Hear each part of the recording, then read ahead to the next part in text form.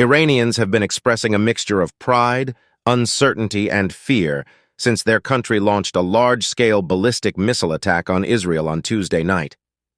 Within minutes of the attack starting, Persian social media feeds were filled with shaky videos showing the flashes of the missiles flying overhead.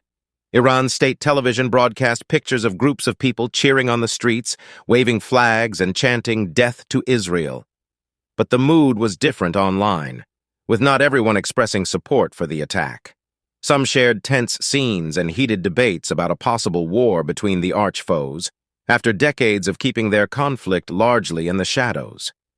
The contrasting reactions laid bare the deep divisions in Iran, where there is widespread discontent at the clerical establishment and frustration over the economic troubles caused by sanctions.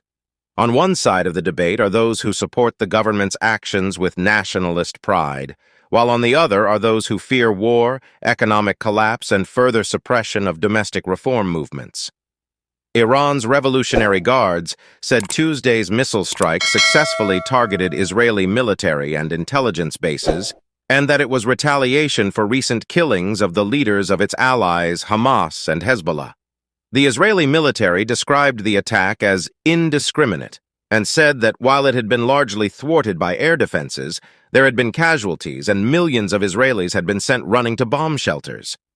Israel's Prime Minister Benjamin Netanyahu has warned that Iran will pay for the big mistake. For many supporters of the Iranian government, the attack represented a proud moment of defiance. "Bravo to Supreme Leader Ayatollah Ali Khamenei! Bravo to the Revolutionary Guards!" shouted a young woman in a clip that went viral. Such sentiment frustrated other Iranians online. "Please distinguish between the people and the Revolutionary Guards. We are under immense pressure," pleaded a middle-aged man in a video shared on social media. Some Iranians felt the strike was an unnecessary provocation that would only result in making their lives worse. "We have no choice but to protect our country, but we are the ones who suffer the consequences," said a concerned resident of the capital, Tehran. In the hours after the strikes, rumors surfaced that Israel might respond by targeting Iran's oil infrastructure, which is an important part of the country's economy. Videos quickly surfaced, showing petrol stations overwhelmed, with long queues of people as they rushed to fill up their vehicles, fearing future shortages. The missile attack has also diminished hopes for diplomatic progress with the West and other countries in the region. The election of Masoud Pezeshkian as the new president in July had sparked optimism among those with moderate views. Some people saw him as a potential bridge in easing regional tensions. But one BBC Persian viewer lamented that this attack is another step away from diplomacy and a step closer to conflict. "I fear this war might be used as an excuse to intensify the crackdown of us who are fighting for freedom," a young activist said, referring to the nationwide woman life freedom protests that erupted 2 years ago.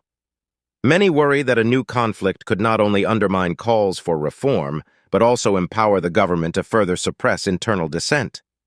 Unlike after previous escalations, this time there's a growing fear of a potentially strong retaliatory response from Israel. And many believe that Israel's advanced military capabilities could bring unprecedented destruction if a full-scale war broke out. "No one wants war, not the people, not even the officials," said a commentator on social media. This sense of vulnerability has made the situation feel more precarious than ever before. Amid the growing tensions, some people even called for regime change. "The only way to save Iran is not through war, but through toppling the current regime," said another BBC News Persian viewer, urging the West to support Iranians in their struggle against the government. However, many believe the country's future should be decided internally, free from any foreign intervention, to avoid the potential chaos that outside interference might cause. Kindly like, subscribe, and share your thoughts in the comments section.